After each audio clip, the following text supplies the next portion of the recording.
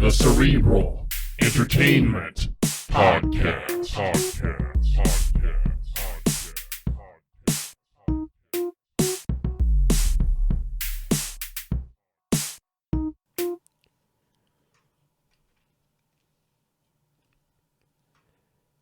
Hey everybody, welcome back to yet another riveting edition of the Cerebral Entertainment Podcast. I am James, and with me, as always, is my good friend Colt. Yes, sir. It's been a minute. It's been a minute. Or at least 3 minutes. It's been, several minutes, but Yes, we're back. We are back, sort of. Yeah, we're getting there. We're getting back. We're sporadically back, but we're... Sporadically back. I like that term. One day we're going to be back. I wonder if anybody's... I don't know. I wonder if they've been wondering about us. Where are those guys? I hope so. Yeah, me too. Mm-hmm. Who knows? Yeah, those guys that say they talk about smart stuff, but they just talk bullshit all the time. Yeah. Where'd those guys go? Right. I enjoyed listening to those quacks. Yeah, but anyway, I think that once we do make it back, we will once again make waves in the podcast cosmos, I think. It's great. Like it. Yeah. Mm-hmm. And we'll be recognized once again. But in the meantime, it's been a hiatus, been needed, life, a lot of things. So, and on top of, other things, I would like to congratulate you on the new basketball court. Oh, thank you. Dude, thank you. That's amazing. That was like my dream coming up as a kid, to have a court like that. Yeah. And you've got one. You and our good buddy Bryant have been more excited about this than I have. Dude, I think. Totally. Yeah. Every time I talk to you guys, what's the progress on that basketball goal? Yeah. How you got that thing up yet? And then I even got the court poured, and then Brian's texting me, "Hey, is that goal up yet?" Right. No. Weird thing is you have to wait for concrete to dry. That's kind of odd. Yeah. Never knew that was a thing. I mean, we can send men to the moon, but Can't give me instant concrete. Right. Should have been done minutes ago. Right. Yeah. But anyway, yeah, give us the deets on that. What's the give me the specifics on the court. Like dimensions? Yeah, everything. Yeah. How big is it? 30 by 30. 30 by 30. And yeah. What kind of goal did you get? That's a nice goal, man. Goalrilla is the brand, Goalrilla. Yeah. And then Goliath is a brand out of Goalrilla. Okay. It's a higher end basketball goal, which I wasn't just going to buy a $100 goal from Walmart, a Spalding goal from Walmart that had a plastic backboard. Mm-hmm. If I was going to go all in, if I was going to pour concrete and have a legit court, I'm going to go all in with the goal too, which I'm glad I did. However, I did find something that sucks today because you have a court and you have all this work that goes into making a court, which means that you have skid steers and you have other things running around, which makes dirt and all this other stuff. And then it rains and then there's mud. So then you go out and you play basketball and the ball hits the mud. So that's an issue, right? That's just an issue in its own because then you have to either wipe the ball off or you just kind of bounce it around for a while to get the mud and dirt off of it. But then the big part comes when you have a clear glass backboard and your ball hits the backboard. Yeah. So now I realize that if there's any mud outside or a lot of dirt, I'm going to have to wipe down my basketball goal a lot. I never thought about that. Yeah. I mean, I'm okay with it. I mean, I paid enough money for the goal that I'm not against cleaning it and making sure that it looks good. But still, it's just an extra thing that I didn't think about. I mean, it's definitely a first world problem, and I think you're going to get through it. Sure? But you would have never really anticipated that. Yeah. Are you going to plant seed? I guess grass out there Absolutely. around. Yeah, for Absolutely. sure. So it's an issue though because that one part. So I put the court on a hill. The only place I had to go with it, but I put it on a hill. Yeah. So meaning that you basically have to build up the low side. I mean, it's pretty high. You've been out there. It's built up pretty high. It is.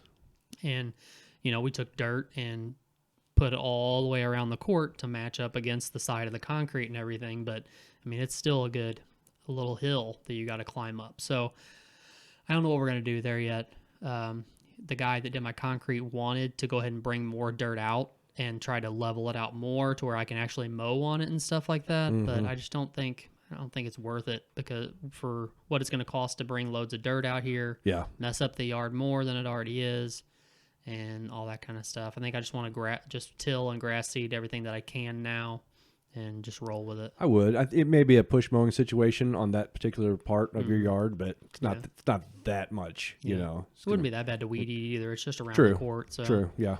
yeah.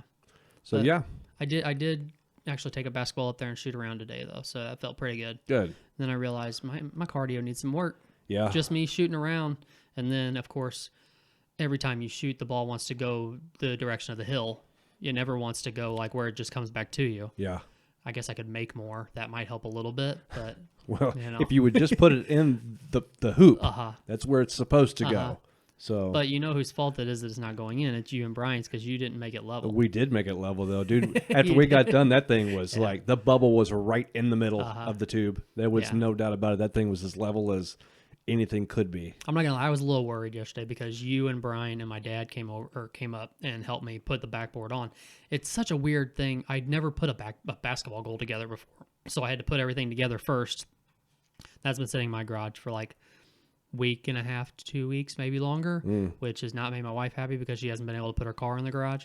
Yeah. So that's been sitting there, but you don't actually put the backboard on until you actually have the whole goal up. Right. And it makes sense because it'd be a heavy mofo to try to get up in the air if you had the backboard on it, but it would have been so much easier to put the backboard on the ground than up in the air.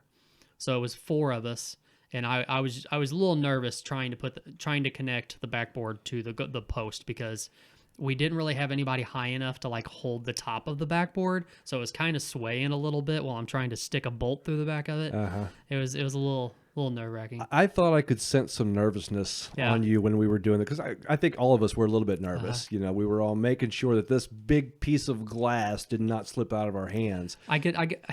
I was picturing what would happen if it did, if like it all just fell backwards. I could picture all 3 of you looking down at it, looking up at me, and then just leaving. Yeah. No, I wouldn't have said a word. I would have just walked away. You'd have been in your car before the backboard hit the ground. Definitely before the glass scattered about, I would have been in there. But Yeah. we did good, though. And I did end up getting up a little higher to stabilize the top because when it was swaying like that at first, I was not comfortable at all. It's like, this isn't going to work. Yeah. Because I wanted to be down at the bottom to kind of support a lot of the weight. But your dad was there, so he was down there. So I figured it would be more useful for me to get up there. And we did good, though. At the end of the day, we got it done. And so that's the first time I've ever put one that nice together. Like any of the backboards I've ever had was just the plastic, you know, you dig a post hole digger and you dig a hole and you concrete it, put the pole in there. Yeah. The old school, like cheap versions is all I ever had as a kid. I did several of those. Yeah. But this one, man, this was a new thing for me. It's such a nice court, man. It's such a nice goal. I'm excited. It's like I said, it's my dream as a kid to have a court like that. I like the idea of it too, is because like it's an anchoring system. So you actually dig a hole beside the court. Mm-hmm. It called for a 3-foot hole in the ground, and 7 bags of concrete that goes in it. We did 1.5 feet and like 3 bags of concrete because we're digging a hole into rock. Like we're not like soft dirt out here. There's like clay and rock and everything else. Yeah. So you're basically digging a hole into the ground into rock. So it's surrounded by rock. So that's one good thing. Then you're putting concrete down in there. Then you're putting rebar down in there. And then you actually put this anchoring system down in there with 4 long bolts that act as rebar also that stick out the top. And then you actually, once that's cured into the ground, into that concrete, then you actually put the goal on top of it and just screw it down. That's a great idea. Yeah, it is. Why they never came up with that before, I don't know. Because your goal is going into the ground, but this makes it to where it's stable and it's concreted into the ground, but you can take the goal with you if you move. Yeah. You know, and especially for when you pay for a high-end goal, you don't want to get stuck leaving it there. That's not going to up the value of your house when you go to sell your house, you know. So, Yeah, it may for me. you think If I saw a house I liked, but they had a court like yours, like you'd pay the extra? but I probably would. It's like having a pool. Yeah. But no, I don't know how new that technology is with the anchoring system on the goal. You know, I don't know how long that's been around. I've never seen one before. Yeah. So. But yeah, it's a great idea because before we would just have to take because it was only the bottom part of the pole. The pole would come in 2 or 3 pieces, if I remember correctly, that I would use, and just the bottom part would go down into the ground, and you have about 1.5 feet, 2 feet left up, and then the next pole goes over the top of that. Right. Fasten it together, and you have your basketball pole for the goal. Right. So yeah, I guess you would have to leave that there though. Otherwise, you'd just have most of your pole, and you'd have to leave the bottom of it because it's stuck to the ground. Well, I don't know how that works either because how do you know how far? I mean, is there just a standard on how far the pole needs to go into the ground? Because you still have to have it at 10 foot above the ground. True. So, but then how do you hold it? Like, how does the concrete hold it at that height? You know what I'm saying? Because you're pouring the concrete and you're putting the pole in the ground at the same time. So unless there's something in the ground that's holding that pole there and stable until the concrete cures, and also it has to be in the ground at a certain spot to make the whole goal the height that it needs to be in the air. Yeah. So I don't I just remember having directions. They give me the directions. I followed them. Gotcha. For once in my life because I wanted it, to be right. And to be high enough and level. Gotcha. You don't want your pole bending forward. But I don't remember. It's been years. Yeah. Years and years ago. But, you mentioned something earlier that caught my attention, though. Your cardio. It needing work. It's, from what I hear, from what I read, cardio's cardio. But to me, it's not. And here's my point. Now, I have no scientific basis for this, as usual. But my point is that, okay, so I do the elliptical for my cardio generally in the gym. Okay, it's just my favorite form of cardio for a lot of different reasons I've mentioned before. But then I also like to play disc golf. Okay, so I get out there and play disc golf. It seems like I get a different type of overall feeling of my cardio experience. I don't know if that makes any sense whatsoever. It does in my head. But, my fatigue, I fatigue differently. Of course, there's the rate at which I'm going on the elliptical is different than playing disc golf, as where you're walking more distance and you have more terrain to work with, things like that, more of your natural, I don't know, the things you have to deal with, struggles, whatever, more of just the natural terrain that you have to deal with. There's differences there, but the overall feeling is different to me. And playing basketball. It's been a while since I've really engaged in some pretty heavy basketball games, like some competition type where I can't help but just go all in, and even if it's going to kill me, if my heart starts pounding really hard and been going for a long time. When I played in school, I was almost always in the game. Like I was the guy who was constantly running up and down the court. It wasn't that my cardio was just so great. My brain just won't let me not do that until I collapse and die. So I just wonder if you experience different kinds of effects from different styles of cardio, or is it just me? I think everything you just said is right. Disc golf, basketball, I mean, you're using different muscles in different parts of your body for the cardio also. I think that has to do with a lot of like the oxygen that you're using in different muscles. Disc golf, when you're walking to pick up the disc that you already threw, I think that's a different thing than actually throwing the discs. Using different muscle groups to throw the discs than walking. I think heat has a lot to do with it too, because you are out in the sun most of the time versus being in the gym. So it can be warmer outside most of the time than in the gym. Plus terrain, like you said, terrain's a big deal. Basketball, as far as that goes, dribbling, takes different muscle groups. Running after a basketball takes, different muscle groups, and shooting and all that kind of stuff. I just think it's the same thing as far as like kind of cardio is cardio, but not really. I don't think I'm answering your question any. I think I'm just telling you that what you said was right. But you're not making things worse. That's what's important. Right.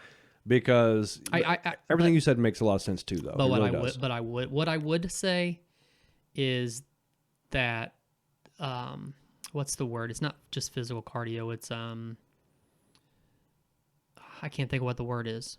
Basically, doing something that you enjoy doing and have fun doing is definitely always 100% better cardio.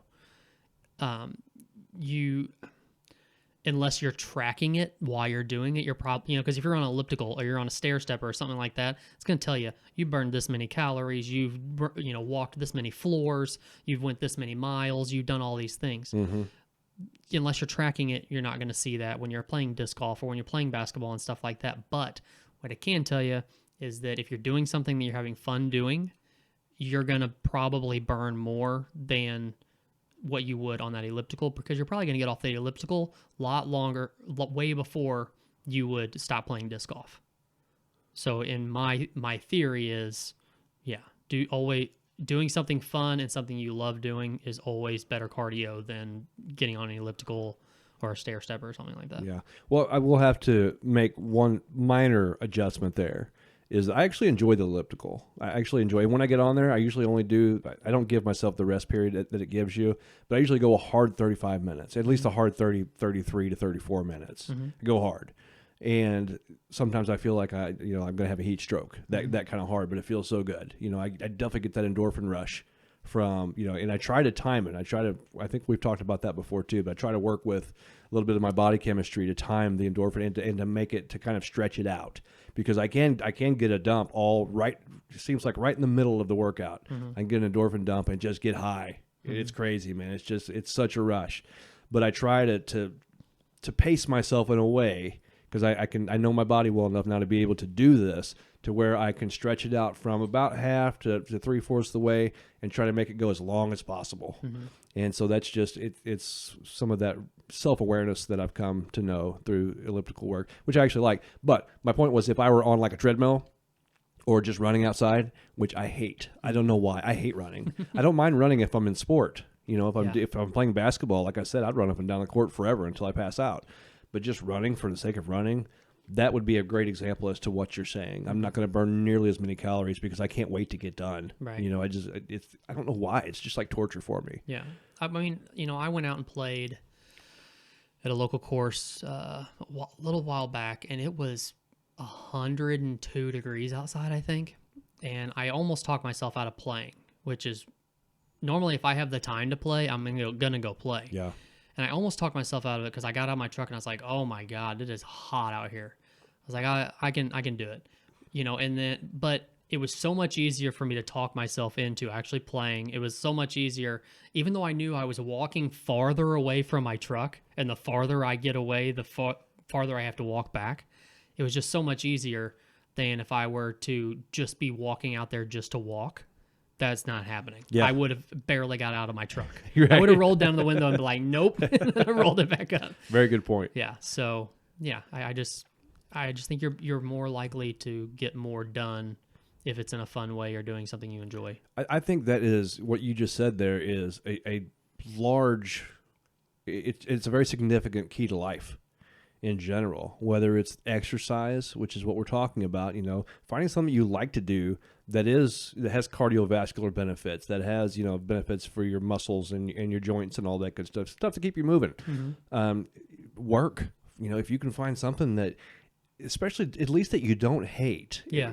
Because a work-life balance includes not just the work, but it's also the life balance. So if you've got a job that's like, as long as you don't hate it, and you get some kind of satisfaction out of it, but it balances well with the rest of your life, that's key, right? Something you can at least stay productive and take pride in the production that you're doing. Absolutely. If you're in a job, we've both seen it. We both see people who do jobs, they absolutely hate those jobs, so they don't take pride in it. They just go in, they get their paycheck. If they go in, half the time they probably don't go in because they hate the job. Right. That's not a fulfilling life. And I understand the whole, I'm taking advantage of what I have at home. That's my go-to. Home is where I'm happy. I just go to work to get the paycheck to make my home life what I want it to be.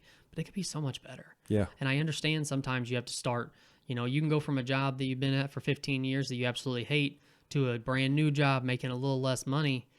But if you can stand the job and you can stand the people around you, the happiness is a lot more, is a lot better than the couple extra dollars an hour that you're going to make. Absolutely. I understand people can't do that all the time. I understand, but I also feel like if you hate your job, spend the next year or two getting yourself in a financially stable situation. Do whatever you can to get yourself in a financially stable situation. Maybe you can take $1 or $2 an hour pay cut to go somewhere that you will be happier, knowing that you could probably build, you're taking pride in your job.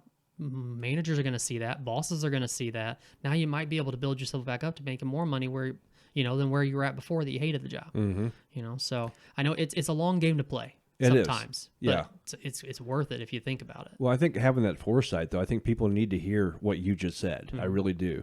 Because when I was young, I needed to hear that. You know, I needed to hear, hey, dude, just take a chill. You know, it's not that I absolutely hated my job, but it wasn't going nowhere for me. Like, I wasn't building a life. I was literally wasting a lot of time and a lot of money just, you know, playing around doing whatever. But I could have bought a house 2 times over with the money I made in my 20s. I didn't. I didn't do anything good with it, really. I didn't. You know, I would go into debt. I'd pay off the debt, but then I'd go into debt again. It was just a stupid cycle. I didn't have enough foresight to know what I was doing with what I had given to me. You know, I was fortunate to have that job, but it was just a job for me. It wasn't like what I have now. I am one of the very fortunate ones to have a passion for what I do for work. You know, and I think that everybody, if you have any kind of whatsoever, like, drive towards doing something like that, like if there's something that you want to do and you feel like, man, I'd like to do that one day, taking exactly what you just said, kind of building up enough financial stability just to give yourself a little bit of leeway to try that. At least go to a job that you don't hate, at least so that you can balance out that work-life schedule and just enjoy your life. You don't necessarily have to enjoy your job. I think you should at least be able to find something, like you said, to just take some pride in it, to do good work. But man, I know good people that work in construction and they take pride in that. It is their passion. You know, I know good people in sales, same thing. I mean, people gravitate toward different things and they kind of have a drive. They gravitate toward that because it gives them some kind of internal satisfaction, that benefit, that reward within ourselves. And that's really what it's all about, to find, because we need everything done in society. You know, we got to have people to do all these different things.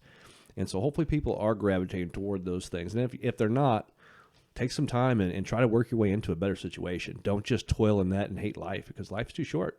Have you ever met somebody who was, I don't know if you call it lucky enough, I guess they liked the job, it would be considered lucky enough, but have you ever met somebody who, as soon as they got out of high school, they went straight into a job and retired from that job? Yes.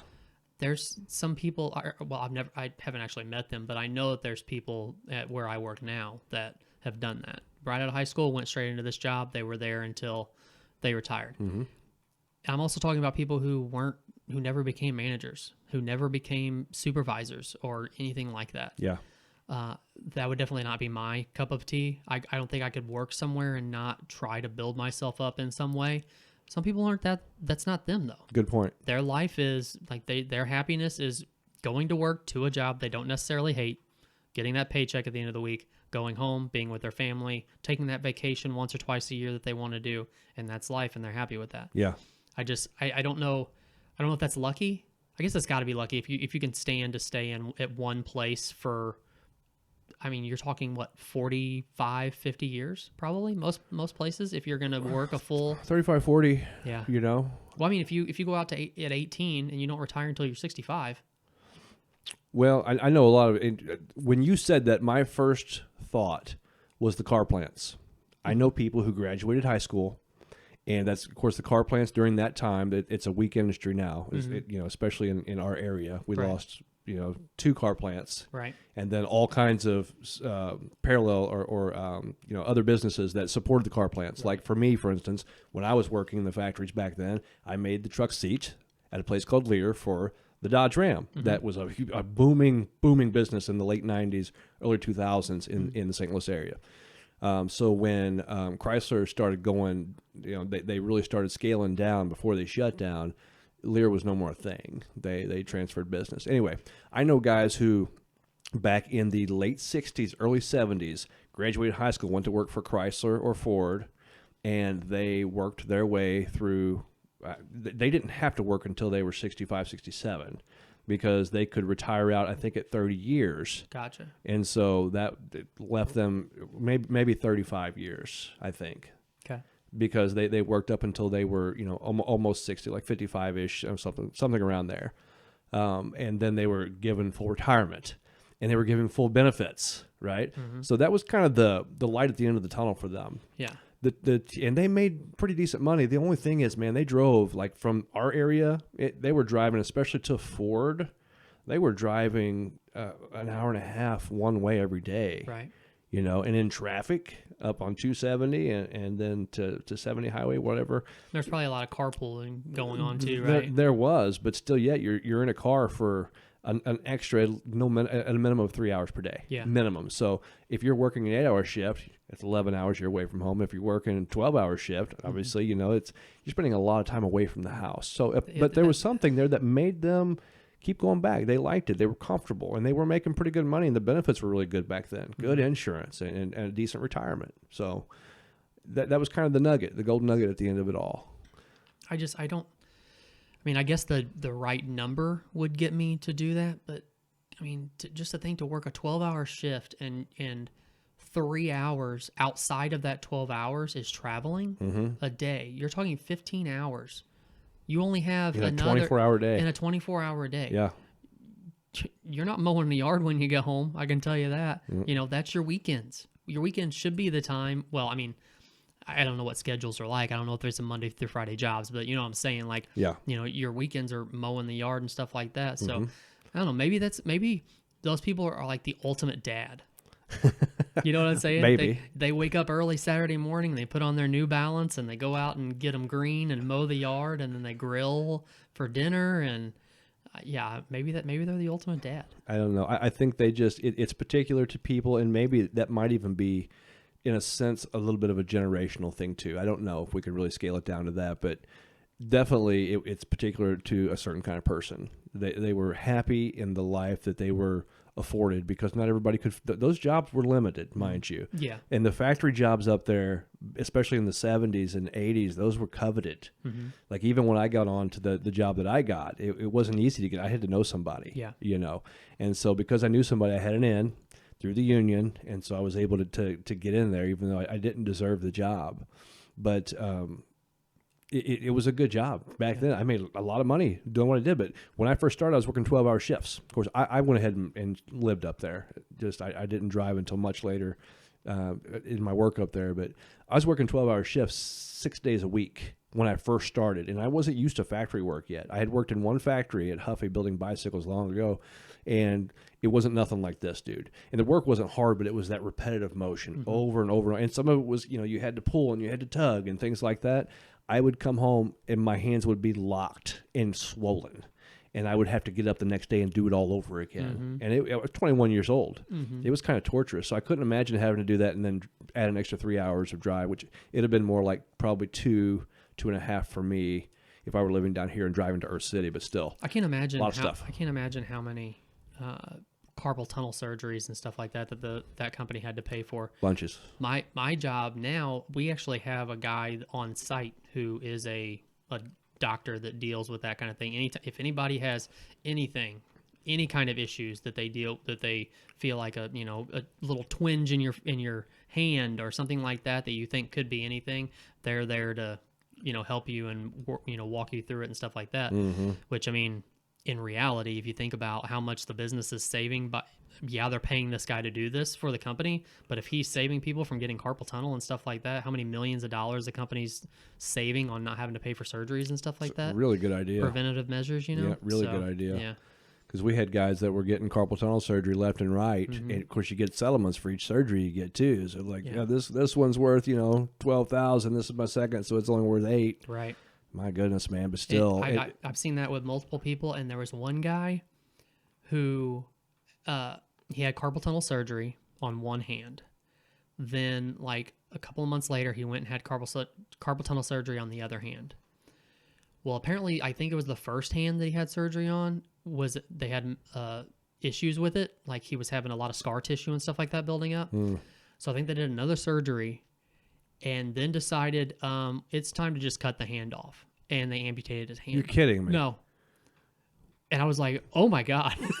I've never heard. No, it was just so crazy. Like, I've never heard of that kind of. No. Yeah. That's a terrible story. I know. I wasn't trying to build you up on that one. I was just saying, but it's crazy to me, like that those kinds of things happen.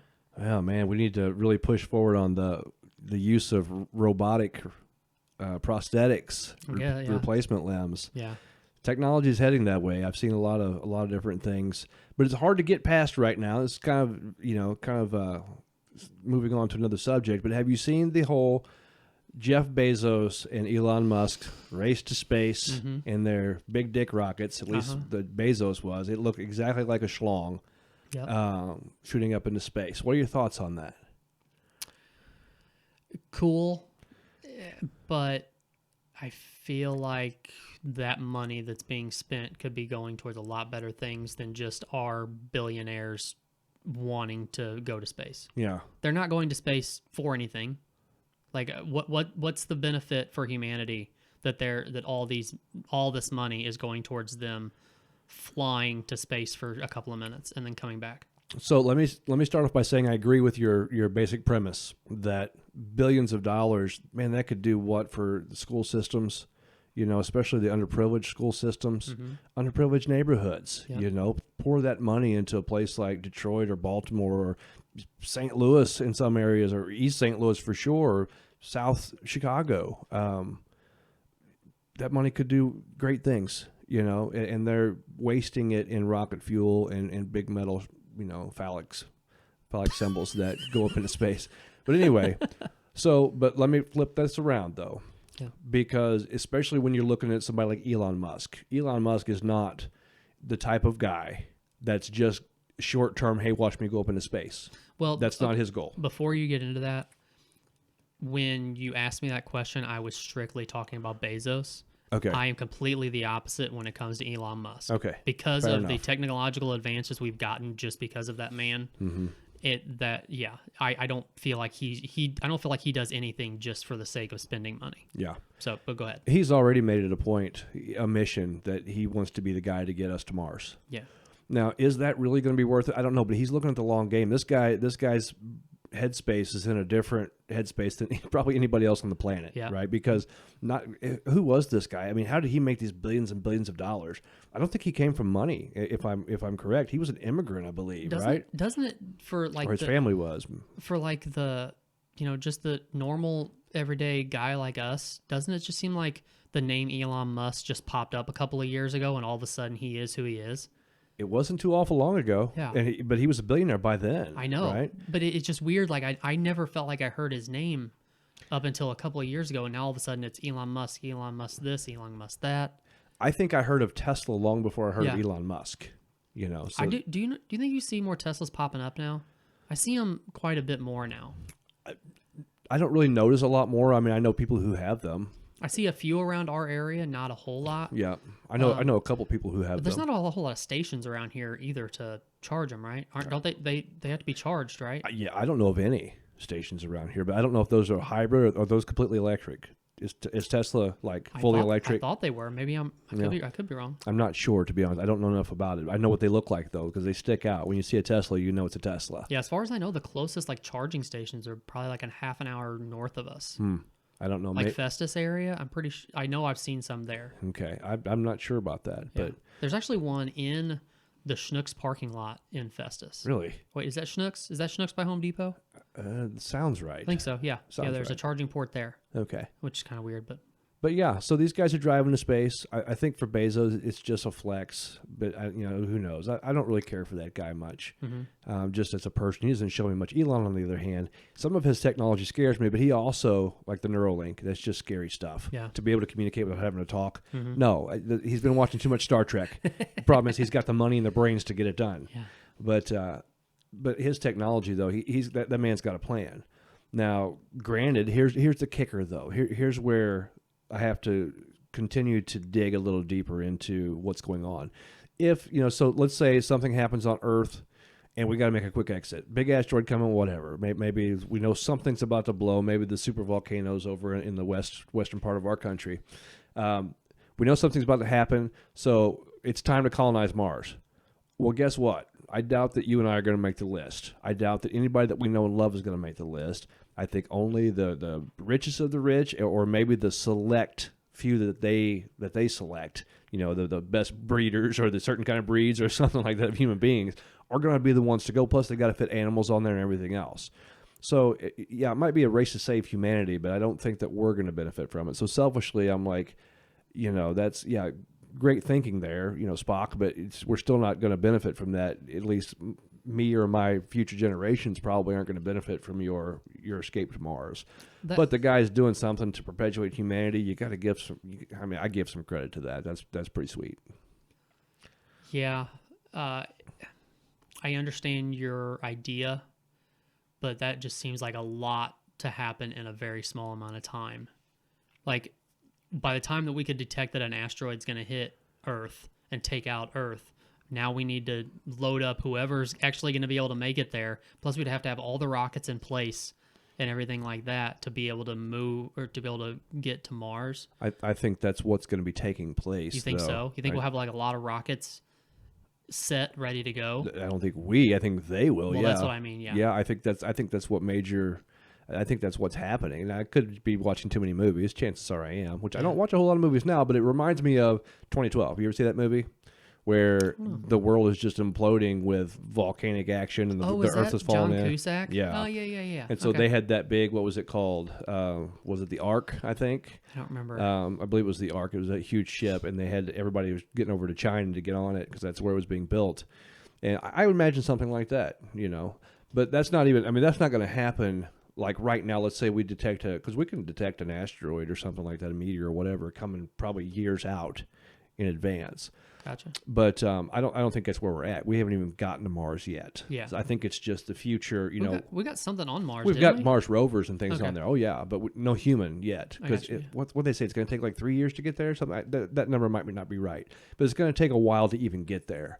And the effect that no gravity, zero gravity has on the body and things like that. Once we do get there to try to set up shop, is it's a lot for. I mean, you've got to be in great shape, and there's a lot of bone loss that you succumb to, and all kinds of different things that happen to your body physiologically and psychologically as well. Mm-hmm. That they're just not. That we haven't done it yet. But Elon wants to be the guy to get us there. Not that he's going to be the guy to actually colonize, although his brain will probably be preserved and he will probably still be involved 1,000 years from now. That's the thing, is like, you know, you're talking about these things that, like, he's in an industry that takes years and years to get things off of the ground and to get things perfected and all that kind of stuff.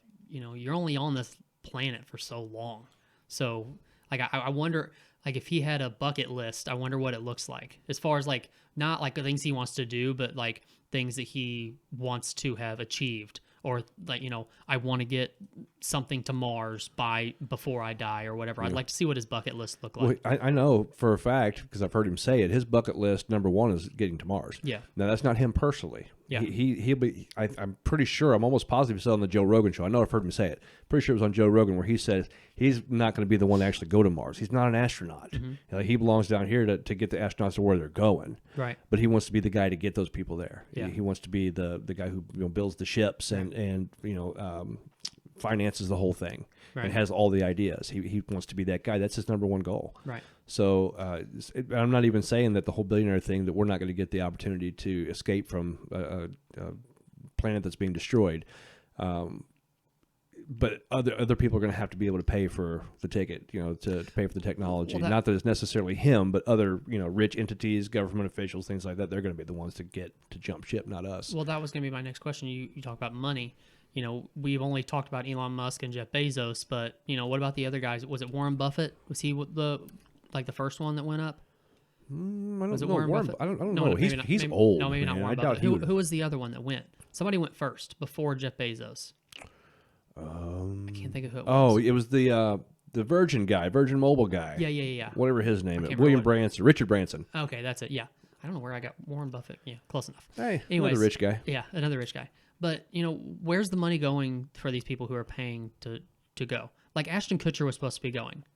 Apparently, Ashton Kutcher was supposed to be on one of these flights, and then his wife told him she didn't want him to go, so he didn't go. His wife Mila, by the way. Yeah. I mean, listen, I would have listened to what she said too. Yeah. But what I'm saying is that where's that money going to? Maybe it's going towards more research and things like that. Maybe. So, you mean if somebody like Ashton pays for a ticket, which is a lot of money. Where's the money going to? Yeah, like I want to know where that money goes. I'm pretty sure rocket fuel costs a lot, and just the maintenance. I would imagine every time they have to go up. Which I know Elon. I didn't see enough to know that if he was in one of the rockets that was able to land back down. I don't think so, but I don't know that for sure. I know that Jeff came back down in one of the parachute pod thingies. Yeah. So anytime that you do that, you're only coming back in a piece of what you just built. The rest of it's in the ocean trash or Yeah. wherever in the atmosphere trash. Right. So it's like you've got to build a new one every time you do that. That's why Elon's been building that thing, and they've been testing out in the ocean. They have a platform out there, and so the rocket takes off, but then that same rocket also lands back down. Right. And Elon did this, right? So Yeah. that is huge because nobody else has ever done that before. Right. Any of the rockets just a waste after that. Right. So his goal was to take off in something like this, and then be able to land that same rocket on Mars, and then be able to take off from Mars and land that thing. So it's like a vehicle that you keep using, right? Right. Which is huge. But my thing is like, no matter whoever we're talking about, whether it be Ashton Kutcher, if it's $10,000 to pay to fly, I don't know how much it actually is. I don't remember. I heard the number at one point, but this may still be a person who gives to charities and does this and does that. That's great, and I understand that it's a cool thing to do, but what's it doing for anybody else? You know what I mean? agreed. And if it's just something that you would like to do, let's not put a shitload of media around it. That's what you want to do. You want to pay that kind of money to do it and not put that kind of money towards something that's a lot more important than you just riding up in a rocket for a couple of minutes and then coming back down. Yeah. That's my theory. I hear you there. And I like Ashton Kutcher. I'm not trying to badmouth Ashton Kutcher. I'm just saying. Yeah. No, I hear you. It's just kind of like rubbing your riches, whatever, your privilege, whatever, however you want to put it, in everybody's face. Yeah. It's like, I can afford to go to space and look at stars. Or I could feed 1,000 people, but I'm going to go to space instead. I agree with that. And, especially all of this in the midst of COVID, right? Not that...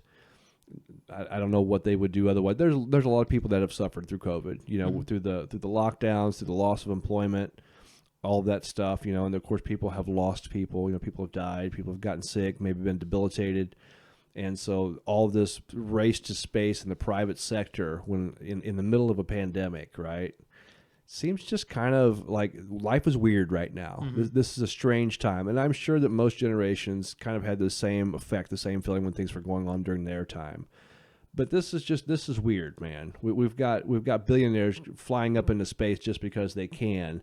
We've got people on the ground going ape crazy because of a pandemic, and it's got people fighting amongst each other, vaccinated versus the unvaccinated. We've got, and that's part of it too, is like, we also have hospitals full of people that are sick right now, that money that we're spending to just for random rich people to go to space. Right. Could be spent on ventilators Right. and all this stuff that hospitals are having issues getting a hold of.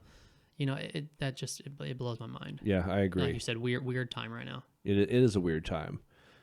But it seems like, I don't know, and I've seen a lot of people with the same logic, with the same kind of opinion about Bezos and Musk and Richard Branson going up into space. They say, yeah, good job, but there's a lot of things that money could have been used for, right?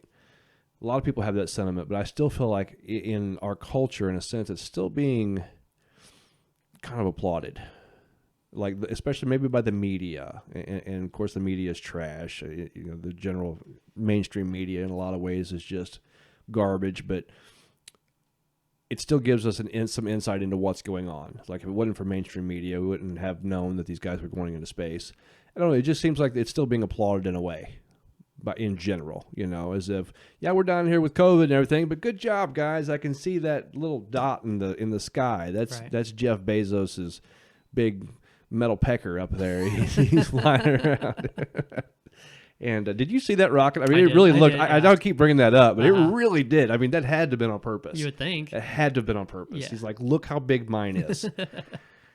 Anyway, did you know that when him and his wife got divorced, it made her like one of the top richest women in the world? Yeah. By getting divorced. Yes. That's insane. It's, man, I'm jealous. I'm jealous. I don't know. That's crazy. I mean, in the age that we are, and the technology that we have, Jeff Bezos has probably had his finger on the pulse of it. And if, to sound bitter, I guess, anybody who could be in his position would probably be in his position. But you do hear the horror stories about how Amazon employees are treated, what their work shifts are like. and not being able to go to the bathroom, and and maybe this is publicized in a bad way. Maybe it's not as bad as employees like to make it sound like it is, but there's just a lot of horror stories that you hear about what Amazon is. Yeah. And it kind of makes sense because of what Amazon is. I mean, how fast they get you anything that you want, whether you want a package of Oreos or you want a drone or, whatever you're looking to get, you can get in 2 days. Yeah. As long as you pay for Prime. So I understand it, but I don't know. I don't feel like he stands for what people want. He doesn't. I think I don't know very much about him. I don't know him personally, but from what I've heard, and oftentimes you got to consider that a lot of the negative stuff about people is the stuff that gets the most traction, like in the media or just in general, discussion. But you can't say the same about Elon. I mean, Yeah. His negative occurrence that made stock prices go down was he smoked weed on the Joe Rogan show. Yeah. Not that he was making his workers pee in friggin' but- bottles while they're driving because they're not allowed to stop. And they're putting furniture together now too. Did you hear that? Who is? Amazon workers. Like if they deliver a piece of furniture to your house, they come and assemble it, but they only have like 8 minutes to assemble this piece of furniture before they have to go because some people paid for Prime. And I actually heard this on a talk show. I don't remember whose it was, but they were talking about, it gets me thinking is what they were saying. And I kind of agree with it. I do agree with it. Is that, I want my stuff fast, but is it really worth people suffering because they need jobs, right? They're trying to feed their families, but they've got these mad quotas that they're having to hit, Right. and they're having to pee in bottles and put furniture together in mad time and probably speed down the highways and not get enough sleep or whatever, just because we want our stuff a little more quickly. Right. It made me think maybe I can wait another day or two for my Amazon order. If anybody hasn't actually heard what the Amazon employees have to go through and stuff like that, I know there's podcasts out there that talk about it, but there's a lot of interviews out there with Amazon employees too. And like you said, like peeing in a bottle, that's not a joke. Like they actually that's real. Have to do that kind of stuff. And it's like literally like going over in a corner and peeing. But like when they get it there and they clock in, it's mad dash the entire time you're there. And you have quotas. Actually, I think Radiolab did a podcast about this. They have quotas, and it's like seconds to get to go and pick up something and bring it back and load up orders and stuff like that. And you're actually on a counter. So if you have 15 seconds to go get this thing and it takes you 20 seconds, you're on the hook for 5 seconds there. And it keeps tracking all day long. Mm-hmm. And and that goes into like your raises and all that kind of stuff. Like you have a rate. It's so crazy. Yeah. And it's kind of like, I don't know if you've ever dealt with it or talked to anybody who works in a call center, which actually I think, of course you have. Yeah. Never mind. That was a dumb thing to say. Anyways, but they have certain they're supposed to keep calls under a certain amount of time. It's kind of the same concept. Anything that you go over like 4 minutes or whatever that you haven't resolved the issue, that looks bad on you. Right. Same kind of concept. If it's supposed to be 15 seconds for you to, get that whatever it is, and it takes you 20, now that 5 seconds looks bad on you because it took you longer than it's supposed to. So yeah, it's nuts. And I think about it like the way that I work in any job that I have, I would rather be going all day long. So if it was a good environment, and I would love to have that job because your day would go by so fast. Mm-hmm. And you wouldn't even really have time to think about like time or anything like that. You'd just be going all day long. So I would actually kind of like that kind of job probably, but I don't need to be peeing in a bottle in a corner, and I don't need people yelling at me and stuff like that for me doing my job either. Yeah, So. that's a dignity issue on top of other things. You know, just the fact that we live in today's day and age, and you have to pee in a bottle because, I mean, unfortunately, in other countries, developing countries where we get a lot of our goods and services produced, that sounds like something they would have to do, and that's something we rail against for, in the quote unquote sweatshop type of environment. Mm-hmm. This is Amazon, the richest company in the world, maybe, I think. Something. Probably. Yeah, I would imagine, but it's up there if not.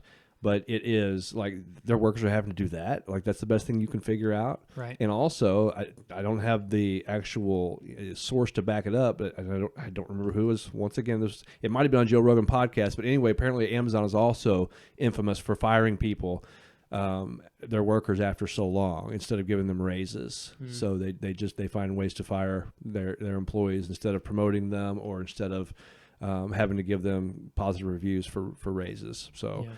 That's just what I've heard from another show. I don't have, once again, the source to back it up, but it makes sense, man. You don't build a company that size. You don't become as rich as Bezos without compromising a lot of other things, in life, including maybe integrity and morals and values that you should, instill for your employees. So That's what sucks about like states like Missouri. I mean, depending on the scenario, it could be good, or it could be bad. But like Missouri is considered an at-will state, so any place in Missouri you can fire anybody and not have a reason for it.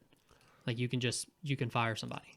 Now they can still get unemployment. There's that thing still involved, but yeah. you don't really have to have much of a reason. So in that kind of scenario, if you don't really want to promote somebody who's not really doing that great, but it's time for a review or something like that, and you also see things ahead of time too, because if somebody's not really doing that great of a job, it's time for a review.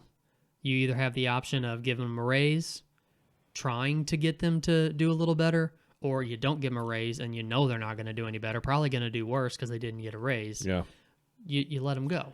You know what I'm saying? So maybe it's looking to the future a little bit and just weighing the options. But yeah, the fire at will though, that's a tricky thing. For one thing, you said, the unemployment. That's actually a pretty big thing. Yeah. But, you have to have a pretty good. You have to have paper trail for one thing, aka write-ups, things of that nature. Maybe bad reviews, whatever, quarterly reviews, whatever that you might give to your employees. You got to have those to back it up in order to be able to quote unquote fire somebody. But the unemployment benefits. The unemployment will kill an employer if that employer's not careful. Mm-hmm. It's like the insurance is just crazy. And so it really, employer, even though we're in a state that seems like it's pretty liberal as far as firing people go, I know how difficult it is for the consideration of firing. Even though we're at will state, you would think, well, if I just don't like the way this person is performing, I don't need a paper trail. I can just say, hit the road, Jack. Not that easy, though, because of the unemployment option that's there. So, and also, man, there's a lot of other avenues that people take in order to try to make things hard for your business. I mean, you've got people who are trying to run a legitimate business, and if you've got this piss poor employee, right, piss poor, it's like there's no reason why they should still have to be working for you because they're doing a terrible job. It's not just that they're not doing so great. Some people do absolutely terrible, mm-hmm. right? They're a terrible employee, mm-hmm. and they're not trying to do any better. And so sometimes it's still difficult to get rid of that person, and I find that's a problem because that drains. I understand that employees need, believe me, I know. I used to be a union employee for a long time. I like the union for a lot of intents and purposes. Employees need protection, but to some degree, employers do too. Now, this is kind of on the reverse continuum of Amazon, right? He has all the protection he needs because he's got all the money in the world, and he can treat his employees like he does, apparently. To whereas small businesses, though, I think small businesses, let me reframe my overall phrase there. Okay. Small businesses need more protection, in my opinion. So do the employees, but the business itself, the employer needs a certain amount of protection as well, because it's just like life works on a pendulum, mm-hmm. And it's like in politics, we'll swing way far to the left. And then as soon as we get down there, you swing way far to the right. It's like, no, the pendulum needs to slow down and stick to the middle somewhere. Mm-hmm. And I believe that's kind of where the protection for employee and employer needs to be, is right here in the middle, so that we just take a really comprehensive and hard look at actually what's going on and not think that just because it's an employer that they're taking advantage of this employee. Right. And vice versa for that matter, because I do believe that employees need protection as well. But it's a tricky thing, man. I didn't realize how tricky it was. I don't own a business myself, but I'm pretty close with people that do. Yeah. And my dad used to as well. He owned businesses when I was coming up, so it's a tricky line to walk. Yeah, sure. Yeah. But at any rate, Looks like we have gone what? Where are we at here? 53 minutes. 53 minutes? Mhm. Yeah. Yeah. We've got, I think we got 7 minutes left in us. So I could probably come up with something. not enough to unpack a great deal of things, but we never hit the topic of the Olympics. I threw in the rocket ships, and that took us. It's something we didn't discuss pre-show, but No, we it did came not. to me. And I was Uh-huh. like, yeah, I've been wanting to talk about that. The Olympics. Very interesting Olympics this year. First of all, you have it's coming up actually tomorrow. Today is Sunday, August 1st. And I think tomorrow, August 2nd, is when there is history in the making, when Laurel Hubbard, a trans woman, born a man, now woman, is going to be competing in the powerlifting event in the Olympics in Tokyo. Thoughts? Ooh, Hot topic, I know. a hot topic. Proceed with caution. Let's see. Let me ask you a question off of this. Does it matter how she does to know how this topic goes? What if she loses Yeah, to several other women? yeah. Does that make people think that this is more fair now? I think that naturally it will. I think the concern is that this person, born a man, now a woman, identifies as a woman, trans, gender. I think the natural concern either way is that Laurel's going to come out and just smoke everybody because she was in fact born a man. Right. Right? That's where the major controversy comes in. Mm-hmm. So yeah, I think it does change the overall story if she gets beaten at least by one other woman. Right. You know what I'm saying? Yeah. That was my main question. I think I think that question though answers my thoughts, because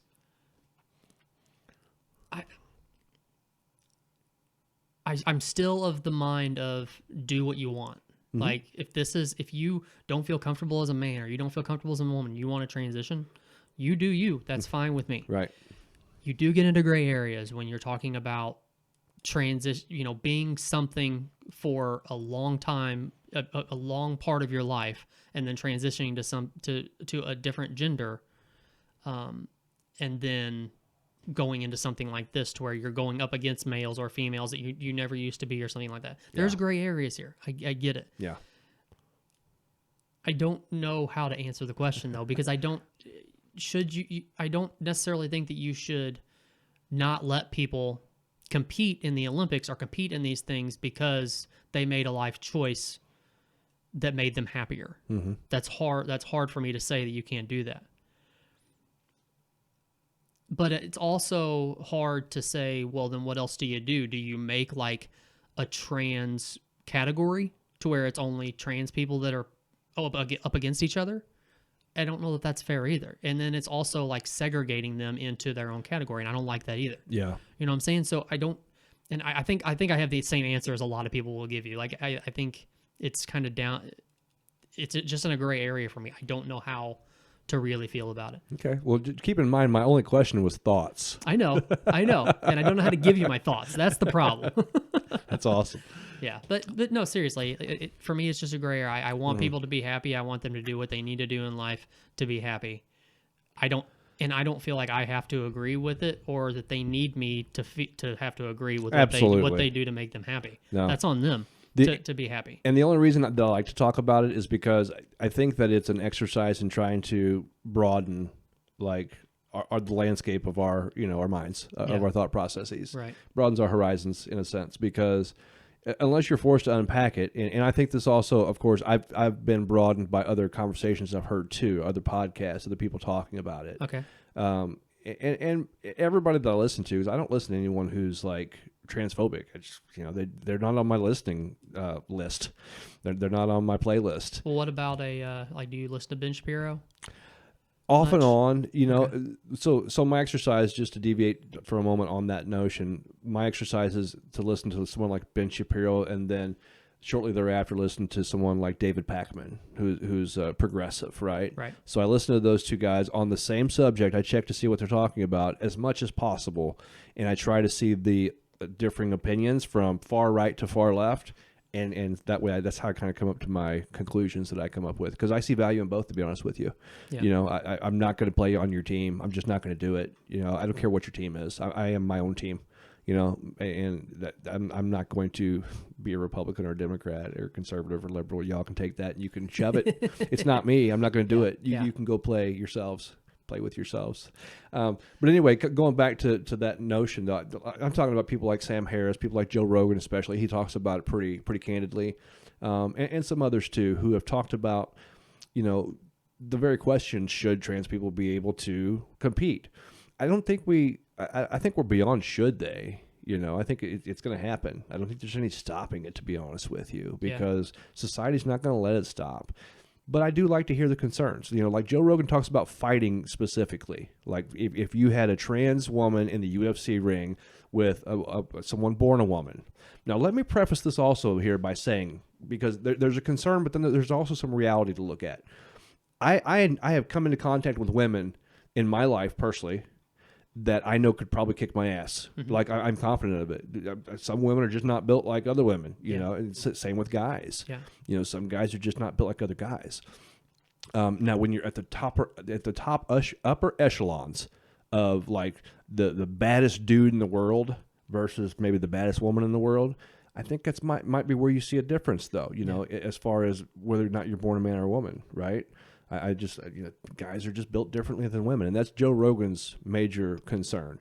But let's take something like, you know, basketball or baseball. I know there are women out there that could totally smoke me in basketball. I saw a girl, she couldn't have been more than a sophomore or junior in high school, and she was a good 3 or 4 inches taller than me. I was dumbfounded. I was like, my gosh, this woman is huge. This girl is just so tall. Uh-huh.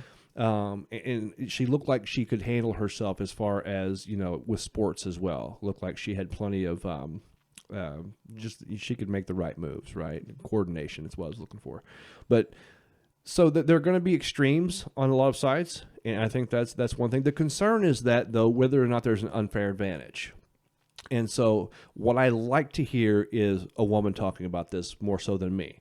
But I want to preface by saying, look, I don't consider myself to have that supreme advantage. I'm not talking about me. I don't personalize it to me. So I'm talking in general, right? Mm-hmm. So it's not like I'm trying to even play on the man team here. I think it's the question, and I think one of the major concerns that could come across would be, so what if I'm a man, not me, once again, but what if there's a man, and this man decides he wants to be a female, like say at 29 years old, when his body is fully developed. You know, he's ran the course of testosterone for all those years during his formative years, and he was muscular and fit and athletic and coordinated.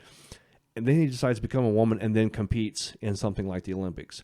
Does that at that point make it unfair? Because, and I don't know that this could happen, and I don't mean to minimize trans people's like experience, because most of them talk about feeling like they were misgendered since they were a kid, right? So they didn't carry themselves as a man or as a woman, depending on which way, you know, right. what the specific case is. But so that's the case. But I think the concern, we go back to the extremes again for the question. You know, what if that happens? Is that still fair? And how do you delineate that from someone who was, you know, carried themselves as a woman and treated themselves like a woman since a very young age, so they didn't really get the full benefits of testosterone, even though they still have the skeletal structure, you know, and the muscular structure of a man. They might not have gotten the maximum benefit of that structure by, you know, like working hard and you know, boosting testosterone through their sports and through working out, things like that. Well, didn't this just happen not too long ago? I think we actually talked about it on Raised on the Radio. And I apologize, I can't remember the guy's name, but this happened. This was a guy who was in his 40s, I think, and was a Navy SEAL. And he ended up transitioning in his 40s to a woman and was playing college ball for a college on a woman's team. Yeah. Yeah. So, I mean, there was a lot of controversy around that, of course, and all that. So, I guess my question is it fair, or is there a difference? So if you have a women's basketball team right now, mm-hmm. and you have a guy who's been a guy all his life, not planning on transitioning, nothing, he's just a male, wants to play on the women's team, should he be allowed to? Does it make a difference if that male then goes to transition into a female, now wants to play for a women's team. What is the difference there? The difference is what society is attempting to do, and this is without judgment on my part. I think this is just kind of brass tacks analysis, my analysis, so keep that in mind. But it is society's attempt to try to assist people in normalizing what would previously be known as gender identity issues. Okay, but now it still might be kind of framed as that. But the premise is that this person internally does not consider himself a man. Okay. Okay, so that's different than a man who knows he's a man, considers himself a man, tries to cross over and play against women. But what does that change physically for the sport itself? I'm not sure that I don't think that's not in the conversation right now. So it doesn't make sense. At least not to me. It's in some conversations. If you listen to Joe Rogan or somebody like that, it's in those conversations. Someone who has the platform and the balls and doesn't have to worry about who's going to come against him because he's already established. But for other people, the physical aspect of it is not in the conversation. Mm-hmm. It's all about how that person feels. Yeah. That's where we're at as society. Once again, I'm not judging. I have big concerns about that. And it's not the typical concern. There's a lot of scare tactics for a lot of people, and who knows, possibilities are endless, right? But one of the scare tactics is that, you walk into you send I have a daughter, and I don't want her to go into a restroom where there's a guy, obviously. But if there is a trans woman in there, right, that society is easing us into being comfortable with that. That trans woman is a trans woman. It's not a child, offender, right? Mm-hmm. It's not someone who's trying to, sexually assault my child. Right. Right, and that's not even on the map. But somehow those two things got correlated, and I agree with that. I think, as far as I know, like I said, the possibilities are endless. But I think for the most part, that's accurate. That trans woman is, I don't know what their sexual orientation is, but whether or not that was a woman, a trans woman, a man, or a trans man, if it's a sexual offender, that person is a sexual offender. They're a sexual offender. It doesn't matter. So I could send my child in with a woman born as a woman, and possibly the same thing could happen. So that we don't want to assign something like that to something that we're just scared of because we don't know enough about it yet. That's stigma, right? So what about the other hot button topic when it comes to identifying and not actually transitioning, but identifying? So what if you have a male who identifies as a female but still has no record, not a pedophile or anything like that? Do you still feel the same way that they should be able to go into the same bathroom as your daughter? Well, and why is that different?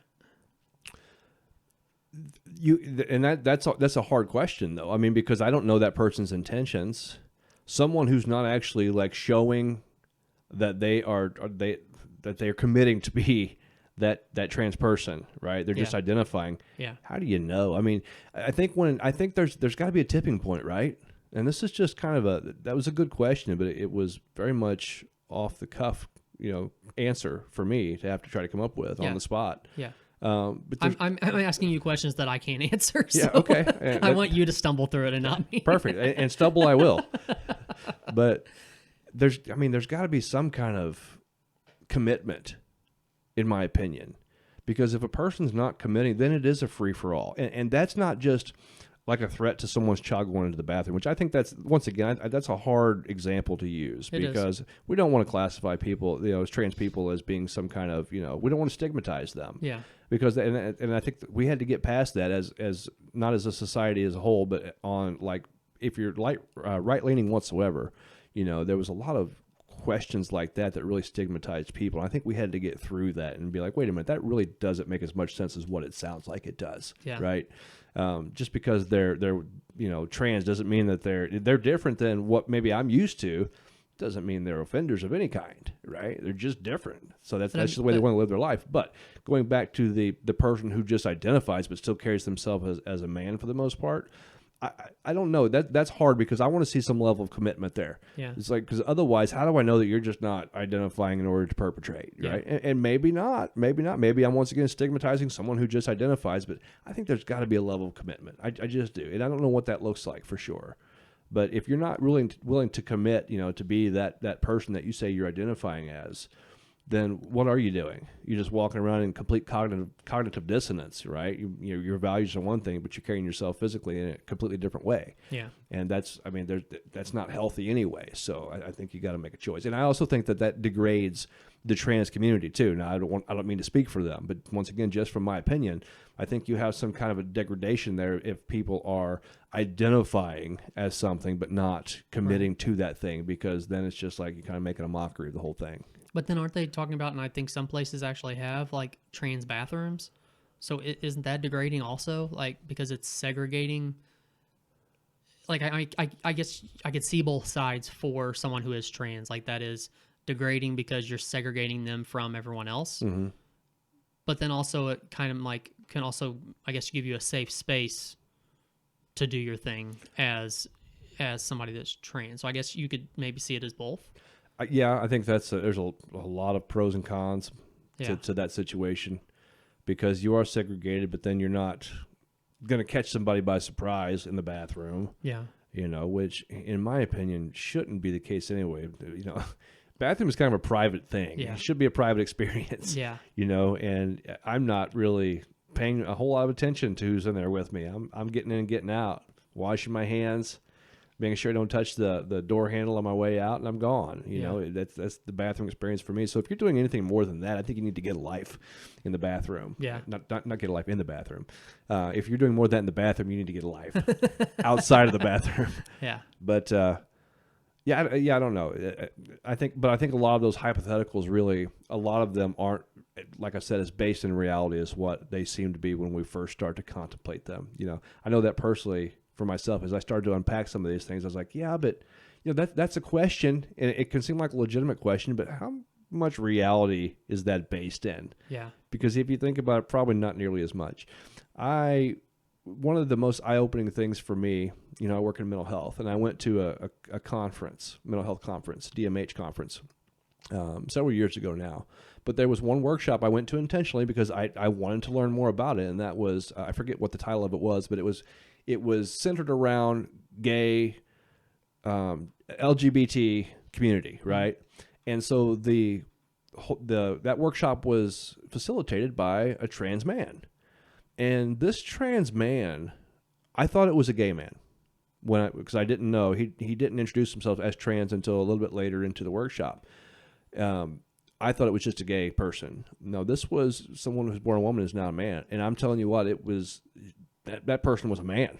It took some time, and there was some hormone therapy, things like that. But my point was, I learned so much in that workshop just about how to approach things like that. And hopefully I don't say anything that offends anybody in my discussions with you, because sometimes my mind just goes, and I do have questions, and I'm going to say stuff.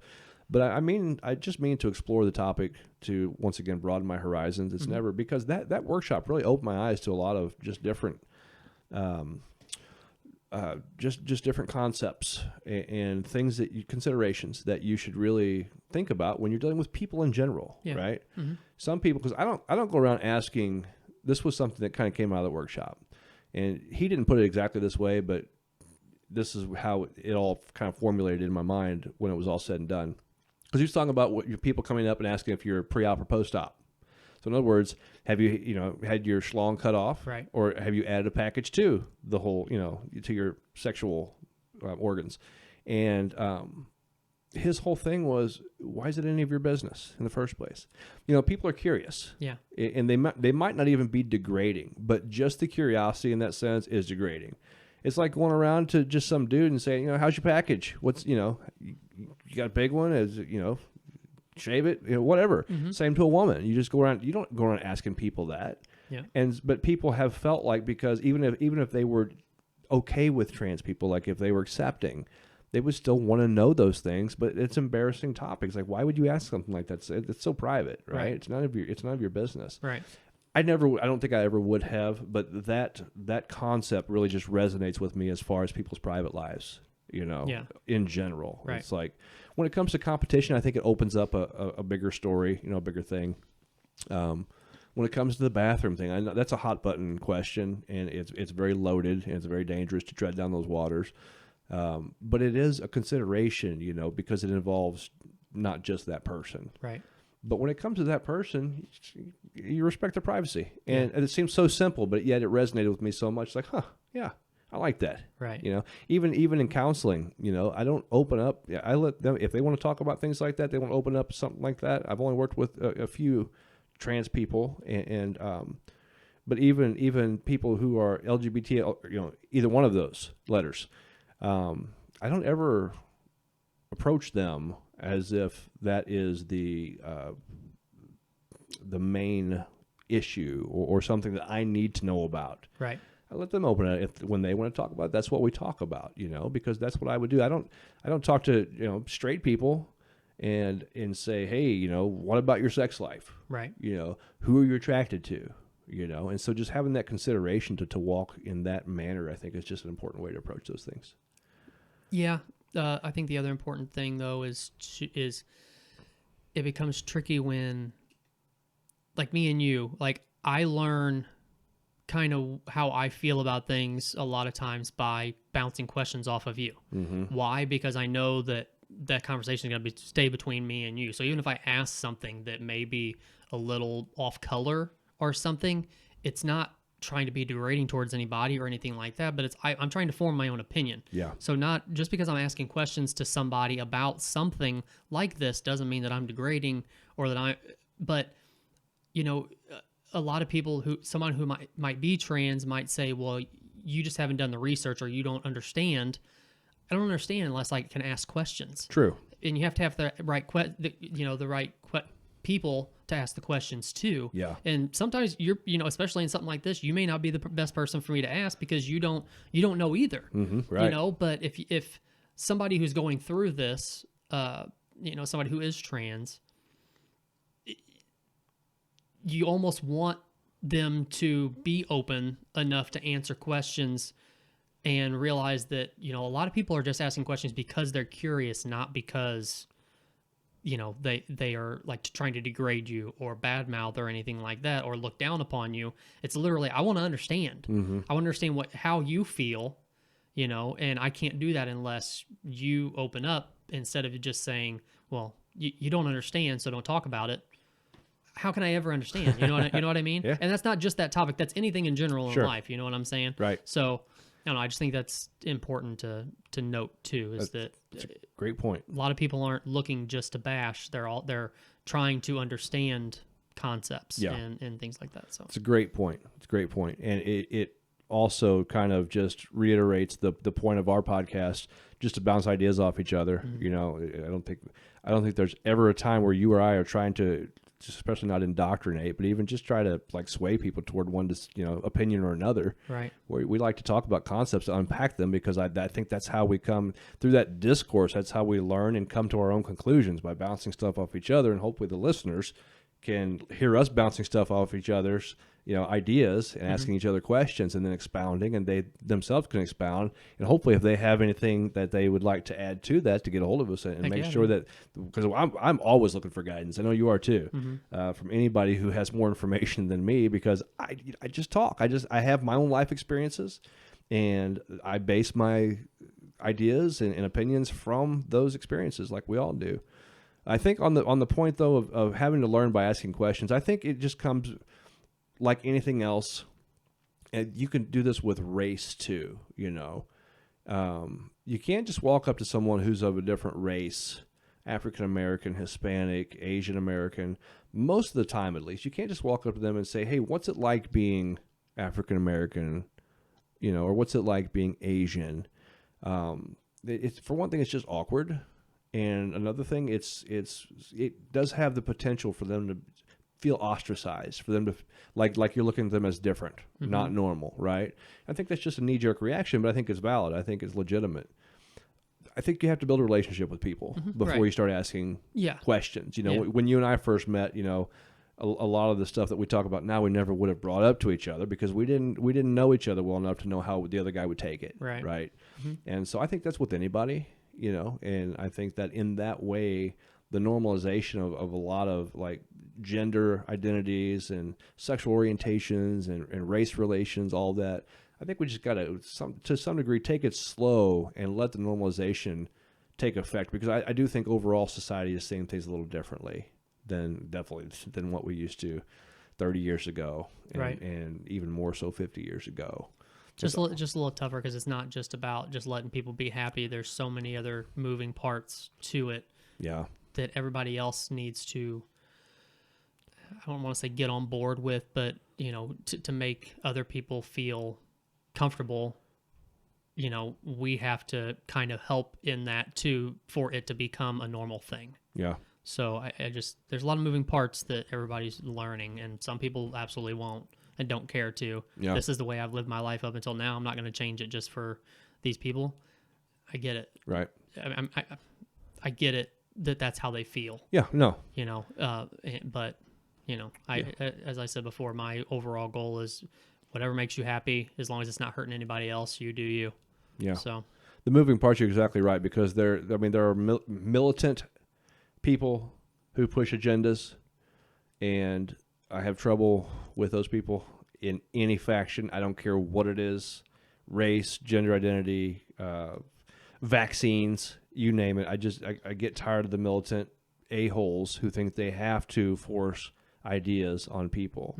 I get that there are going to be people who make them, I guess, feel like they have to do that, because just like what you were talking about, these people who aren't going to change their ways because it's the way they live their life. They don't plan on changing it for you or anybody else. Being militant's not going to change their minds, man. right. And the only thing it does is, and this happens a lot in politics too, is why there's such division between left and right, is because the right pushes so far right and the left pushes so far left, and it makes centrists feel like they've got no place to go. You Right. know, there's a lot of fence sitting in politics, and it's because I'm not going to join either team. Like I said earlier, I'm just not going to do it. And so it just makes it all look like a debacle, like a circus to me.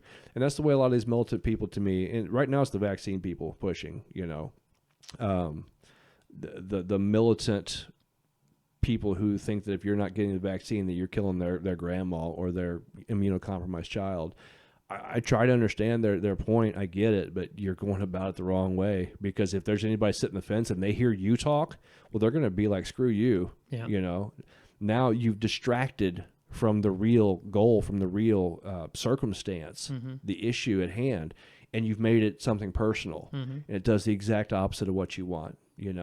Find out where there's fertile ground to plant seeds, plant those seeds, and have some faith in society, especially right now with the momentum that we've got toward kind of modernizing and normalizing toward people in general. Try to be a good person. Try to quit running your mouth less when it comes to being militant and try to force other ideas on people, because all you're doing is polarizing and creating more separation. It's all you're doing, you know. But anyway, to finish off this conversation, I was happy, though, to see that there was mixed gender events in the Olympics, man. Absolutely. That makes me happy. I like that. And I've been thinking that for a long time. It's like, why can't we have, I liked personally playing co-ed softball. I had fun doing it because I grew up playing, men's league, church league, softball, both of those. But then more recently I started playing co-ed, and I haven't played in a couple of years now. But I like it. I have fun. It adds. It's not just fun because you're getting out there and you're just kind of goofing off because it's not so serious. I still take it seriously, but it's a different element to it. There's different. It's kind of a different environment about it.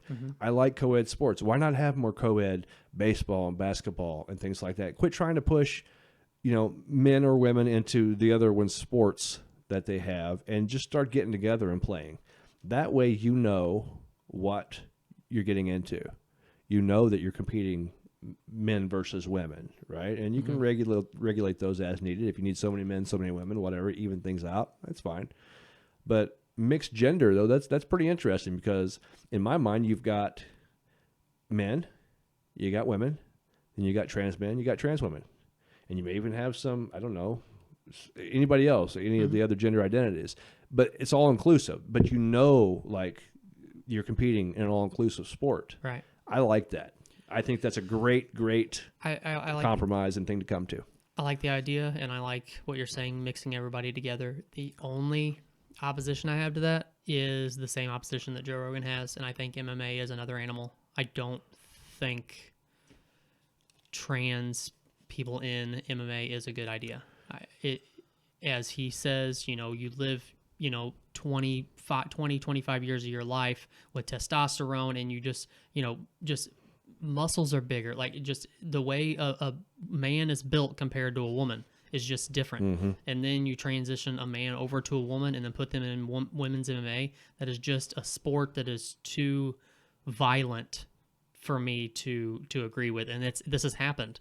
I mean, a woman got her head bashed in an MMA fight because of this situation. A man who transitioned to a woman fought in MMA and just obliterated. Was that UFC?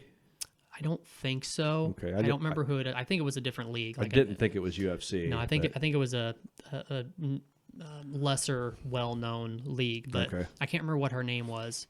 I just talked about her not too long ago. But anyways, yeah, I think that's the only thing different that I see. UFC, boxing, anything like, or MMA, I should say, MMA or boxing, any kind of combat sport. Yeah.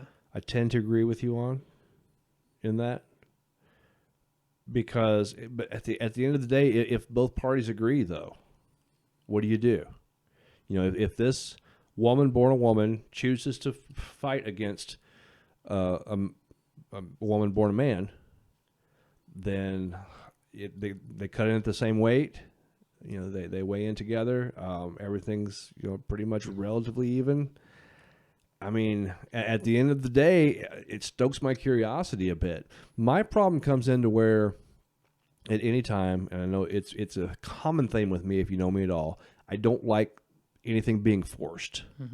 You know, if it's a forced thing, if the women of the sport don't want a trans woman competing with them, I have a problem with that. You know, in something like UFC or boxing or any MMA combat sport. I don't like the problem, the notion of being forced into something like that. I wouldn't like the notion of, like, a woman being forced into the MLB and the players or the organizations don't have a choice because of equal rights or something. I just don't like that idea. Like, if everybody's agreed to it, okay, why not? Right. You know, but if it's something where you gotta force it to happen, I don't know, I got a problem with. But I do understand the concern there. But what you're saying is, in essence, and this is where people have a problem, is that guys are tougher than girls. In essence, in layman's terms, that's what we're talking about. Guys are tougher than girls. Once again, remember the premise here is that this isn't you and me talking about you and me. This is you and me talking about a guy or a woman who has trained in the MMA for years and years and years. They fight.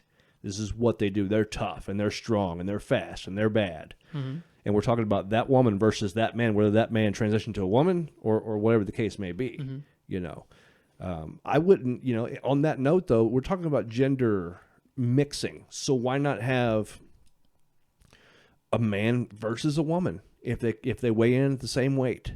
Why do they have to be trans?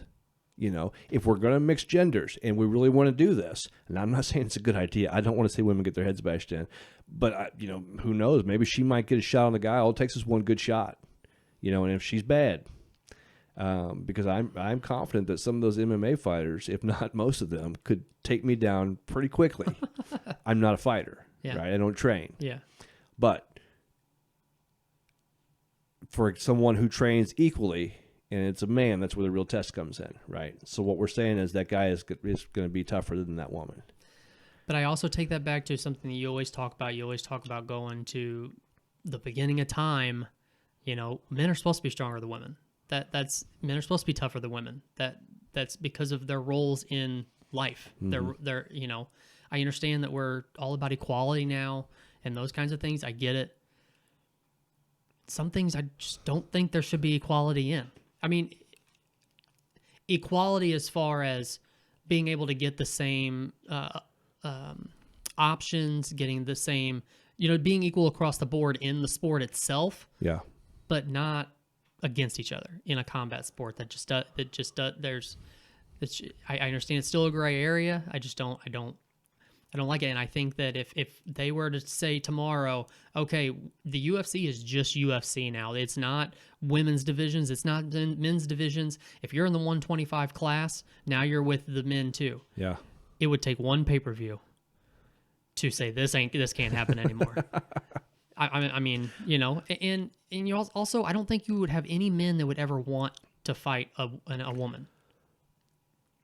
That's another important concept there, the way that we've been raised and culturated to not hit women. Yes.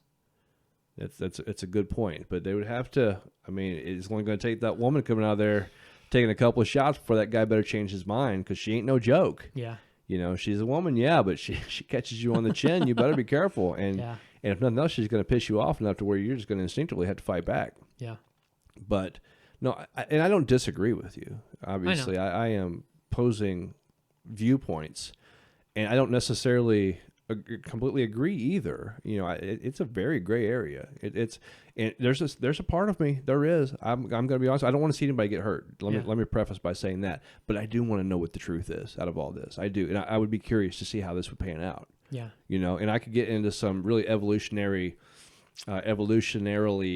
heavy topics too, when it comes to the differences between men and women. Like, this is an evolutionary process, and not even in the super long term, right? Just throughout the thousands of years of humanity, there were roles for women, there were roles for men. And those differentiate between cultures to some degree. Like, there are some cultures where the woman is the head of the household, things like that. I'm not saying anything like that. But women are always the one who had the babies, always, right? Their bodies are formed in order to be able to produce babies, to produce life, and then for the life to come out of them, like with the structure of their hips and all of that involved. And guys were the ones who would go out and they would hunt the food. They would a lot of times they would grow the food, harvest the food, things like that. That was their position in life. So they were hard workers, right? So their skeletal structure and the muscular structure it's at least over time. I don't know if we could be talking more like hundreds of thousands of years. I don't know what we're dealing with here, but that's just the way that we were formed. Now, since we don't need necessarily to procreate in the way we used to, and if women as a whole decided that they weren't going to have babies anymore, science could take care of that. So over time, would their bodies evolve to not have the same muscular and skeletal structure that it does? Because women would stop having babies, therefore reproduction would be done in a different way, and we could produce women to not have the same kind of structure, right? So it's an evolutionary process, but we're taking ourselves out of it. You still need the woman to do it, though, right? To incubate the baby? As far as I know, a baby could be, I don't think it's done because of ethical purposes at this point, but as far as I know, science could make a baby. I've never seen this. Well, I mean, I've seen, the mixture of, different guys and different women, but I've always thought that you at least had to have a woman to carry.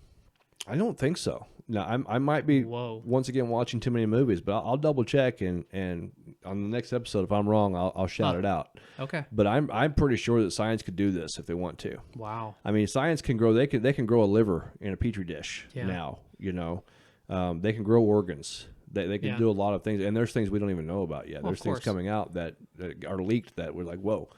I'm almost positive that we could grow a baby, without having a woman. I'll correct myself if I'm wrong once again. But even if, let's just say we go strictly to cesarean section births, C-section births, and we no longer use the birth canal as the exit for the baby.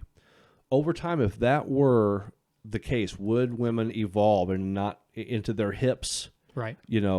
Changing structure, right? And maybe they, take on some other trait. I don't know.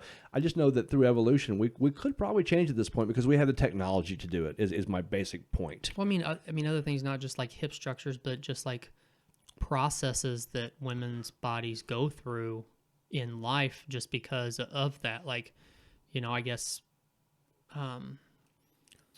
women like wouldn't produce milk anymore and things like that too over time in evolution, I guess, right?